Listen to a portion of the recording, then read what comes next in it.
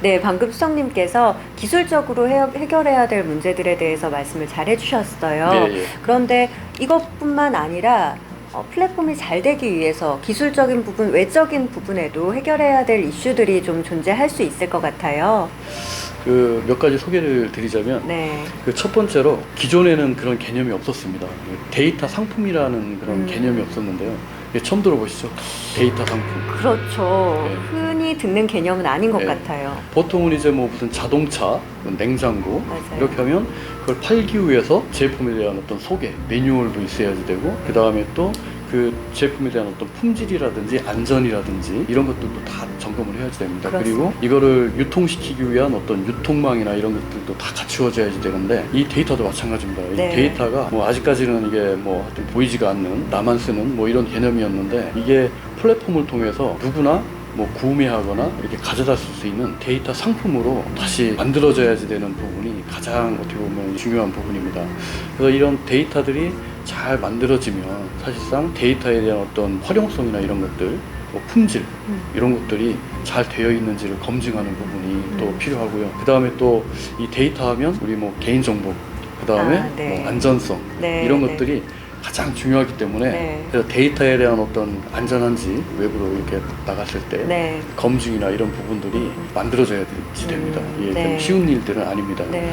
그리고 또 마지막으로 데이터에 대한 어떤 그 가격을 이게 잘 책정을 하고 해야지 되는데 어려운 일일 것 같아요. 예, 네. 이게 외국에서도 보면 하여튼 이런 가격을 매기고 하는 이런 부분들이 그 외국에서도 보면 1990년대부터 몇십 년간 이렇게 노하우가 쌓이면서 네. 그런 것들이 이렇게 만들어졌는데 우리나라도 이제부터라도 기준이나 이런 것들을 빨리 만들어서 시장에서 원하고 그 다음에 누구나 이렇게 쉽게 적정한 비용으로 가져다가 쓸 수 있는 그런 데이터 상품을 좀 많이 만들어줘야지 되는 그런 부분이 있습니다. 아무래도 이 데이터라는 게 눈에 보이지 않다 보니까 예, 그 품질을 검증하기도 어렵고 첫 번째 말씀하신 예. 것처럼 그리고 두 번째로도 개인정보나 이런 안전성 확보하기도 예. 쉽지가 않고 예. 또 세 번째로 처음 우리가 보게 되는 상품이라면 상품이다 보니까 가격을 책정하는 부분에도 굉장히 어려움이 많이 있을 예. 것 같습니다. 그렇습니다. 그래도 뭐 수석님이나 한국정보화진흥원의 다른 유수의 인력들이 이제 함께 일을 하신다면 이 문제들도 금방 해결하실 수 있겠죠? 예, 맞습니다. 네. 한국정보화진흥원 직원뿐만 아니라 네. 플랫폼에 참여하고 있는 네. 엄청난 기업들이 있습니다.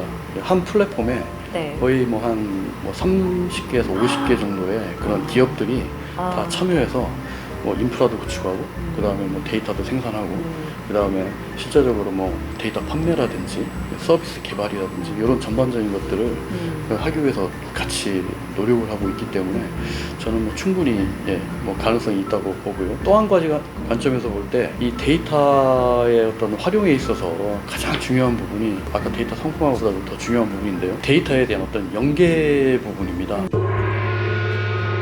데이터라는 거는 연계하면 할수록 시너지가 더 나는 그 특성을 가지고 있기 때문에 데이터 연계를 어떻게 잘 할 수 있겠느냐.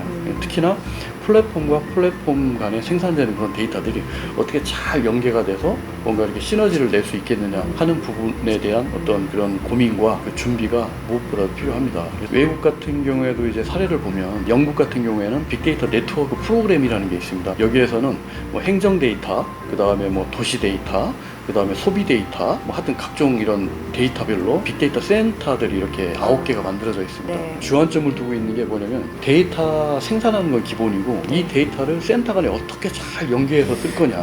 결국에는 이렇게 연계해서 쓴다라는 얘기는 뭐냐면 데이터 연계를 통해서 어떤 협력 비즈니스를 만들어낼 거냐, 아니면 사회에서 문제가 되는 어떤 그런 현안들을 어떤 식으로 잘 이렇게 협력해서 해결해 나갈 거냐, 이런 부분에 되게 고민을 많이 하고 있고요. 그 다음에 그 미국 같은 경우에는 뭐 빅데이터 그 이노베이션 그 허브라고 해가지고 그 미국 전역을 이렇게 4개로 나눴습니다. 그래서 그 의료, 그 다음에 뭐 농업, 뭐 제조 이렇게 나눴습니다. 그래서 빅데이터 허브를 각각 구축을 해가지고 데이터를 다 모읍니다. 관련된 데이터를 다 모아서 250여 개의 그 기업이나 대학 이렇게 다 연계되어 있고요. 그래서 이 허브 간에 그 고민하는 거는 어떻게 데이터를 연결할 거냐. 네, 네.